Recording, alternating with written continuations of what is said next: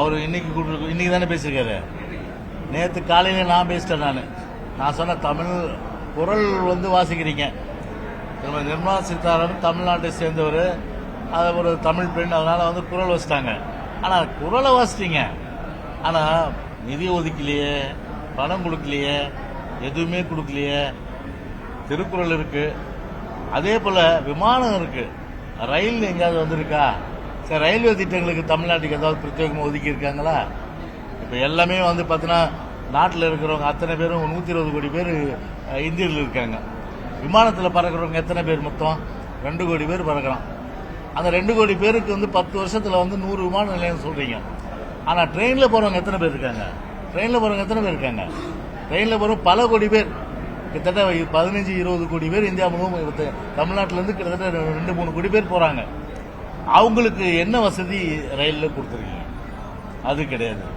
அதில் முழுக்க பார்த்தீங்கன்னா நெசவாளர்களுக்கும் சரி, விவசாயிகளுக்கும் சரி, தொழிலாளர்களுக்கும் சரி, மீனவர்களுக்கும் சரி, அரைச்சமா மாறிக்கிற மாதிரி தானே ஒரு பிரத்யேகமான ஒரு இன்டகிரேட்டட் பிளான், அதாவது ஒருங்கிணைந்த ஒரு திட்டத்தை இந்த மைய அரசு, இந்த மத்திய அரசு அது கொண்டு வரவில்லை என்றுதான் உண்மையிலே ஒரு ஏமாற்றம் அளிக்கின்ற ஒரு சூழ்நிலை.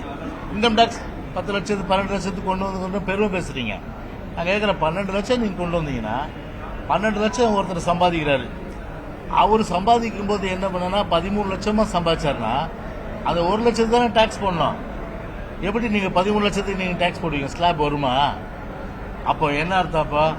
அட்டையில அட்டை எப்படி அந்த ரத்தத்தை உரியுமோ அந்த மாதிரி ஒரு சிட்டிசனுடைய, ஒரு குடிமகனுடைய அந்த ரத்தத்தை இன்கம் டாக்ஸ் வழியில உரியிருக்கீங்க.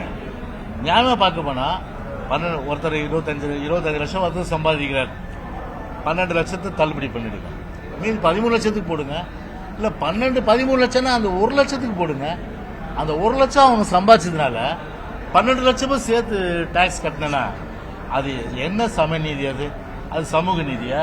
நான் கேட்கிறேன், அது சமநீதியா? அது சமநீதியும் கிடையாது, சமூக நீதியும் கிடையாது. சரி, indirect tax, direct tax, indirect tax இருக்கு. பெட்ரோல் உங்களுக்கு தானே, டீசல் உங்களுக்கு தானே, அதில் குறைச்சிட்டு போங்க. மற்ற எவ்வளோ சென்ட்ரல் எக்ஸைஸ் இருக்கு, அதை குறைச்சிட்டு போங்க.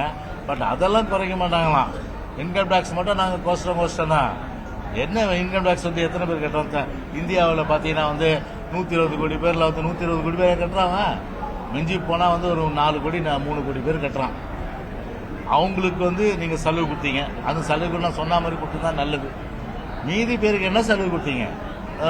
நான் தான் சொன்னேன், ஏழைகளுக்கான பட்ஜெட் கிடையாது, புரியுதுங்களா? ஒன்லி பீகாரை மையமா வச்சு பீகாருக்காக போடப்பட்ட ஒரு பிரத்யேக பட்ஜெட் மாதிரி, அங்க மட்டும் ஸ்கீம்ஸ் நிறைய. அப்ப என்ன, நான் கொடுக்குற வரி பணத்திலிருந்து பீகாருக்கு பணம் கொடுக்கணும். ஏன் தமிழ்நாட்டு மக்களுக்கு என்ன கொடுத்த சொல்லு? உதயநிதி கேட்டார், அதெல்லாம் கேட்க மாட்டார். அவர்லாம் வாய முடியும். செய்திகளை உடனுக்குடனும் துல்லியமாகவும் தெரிந்து கொள்ள சப்ஸ்கிரைப் பண்ணுங்க.